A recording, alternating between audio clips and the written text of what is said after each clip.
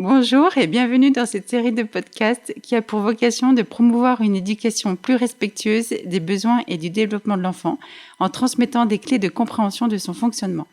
Je suis Magali Delarche, consultante en éducation et formatrice dans le domaine de la petite enfance. Au cours de mes années passées en tant que professionnelle petite enfance, je m'émerveillais quotidiennement des capacités innées du tout petit. Je me suis alors aperçue que nous, adultes, méconnaissions le monde de l'enfance et que de ce fait, les relations adulte-enfant pourraient être plus harmonieuses, plus apaisées dans nombre de situations. Les recherches en neurosciences affectives et sociales m'ont confirmé cet éclairage et ont été dès lors l'une des bases de ma pédagogie. Les enfants passent 2 fois plus de temps devant les écrans qu'il y a 3 ans. Ces chiffres ont été révélés par une étude mise en ligne en février 2022 et dont les résultats sont inquiétants, voire alarmants. Les chercheurs ont interrogé plus de 2000 parents et 600 enfants âgés de 7 à 17 ans sur leurs habitudes face aux écrans. Ils ont constaté que la durée passée devant les écrans a augmenté de 53% chez les enfants. Les enfants reçoivent leur premier appareil connecté de plus en plus tôt. L'âge moyen du premier smartphone est aujourd'hui de 10 ans. Le confinement a certes bouleversé les habitudes des enfants, mais même ceux âgés de moins de 2 ans ont été mis devant les écrans. L'étude montre aussi que 44% de ces enfants entre 0 et 2 ans vont déjà sur Internet avec l'aide des parents et utilisent régulièrement des écrans interactifs. Elle pointe également du doigt le fait que 26% d'entre eux regardent de petites vidéos sur ces mêmes écrans. En moyenne, les 3-6 ans passent 1h40 par jour à cette occupation. Et c'est 30 minutes par jour pour les bébés de moins d'1 an. Ce qui pose problème sur la santé et le développement de l'enfant, c'est surtout l'exposition précoce et ou prolongée. Une exposition trop jeune peut entraîner des retards dans l'apprentissage du langage, un manque d'activité physique, des troubles du sommeil et alimentaire et des problèmes de concentration, donc d'apprentissage, et des difficultés pour aller vers les autres ensuite.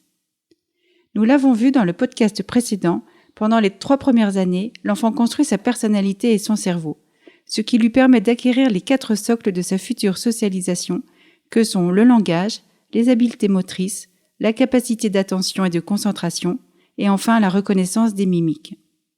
Ce qui passe notamment par l'attachement, par les regards, les interactions, le lien.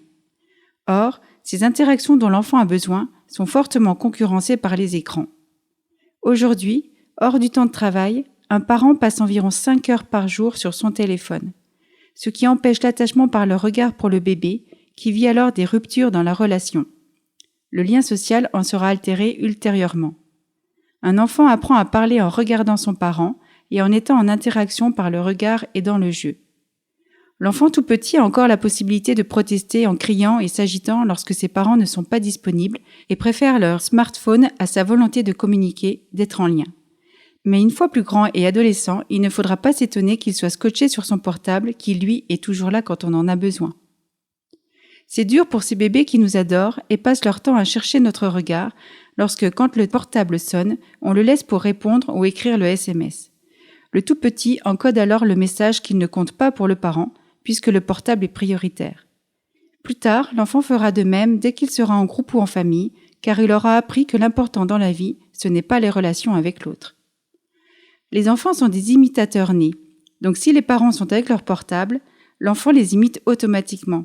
En clair, les enfants adoptent les comportements liés à l'utilisation des smartphones et des tablettes avant même de les avoir en main. Comment faire alors ? Comme les bébés les tout petits ont besoin de relations, cela signifie qu'il ne faut pas de téléphone ni de tablette pendant les interactions avec eux. Plus tard, instaurer des règles familiales avec une discipline personnelle, puis collective, c'est-à-dire que l'on fixe des balises avant d'offrir un téléphone à l'enfant et on se tient soi-même à ces règles. Par exemple, pas de téléphone à table pour des repas sans écran, avec des temps de convivialité, d'échange et de disponibilité les uns envers les autres. Entre 3 et 6 ans, l'enfant renforce ses acquisitions et commence son apprentissage de l'autorégulation. Les limites imposées au temps d'écran doivent donc en faire partie. Par exemple, 1 demi-heure à 3 ans grand maximum, 1 heure maximum par jour à 6 ans. Et encore, l'écran est un temps de partage avec un parent et jamais seul. L'écran ne sert absolument à rien dans les apprentissages avant 6 ans. Même dans cette ère numérique, les enfants ont toujours les mêmes besoins, ceux de jouer, de se dépenser et d'être en interaction avec leurs parents notamment.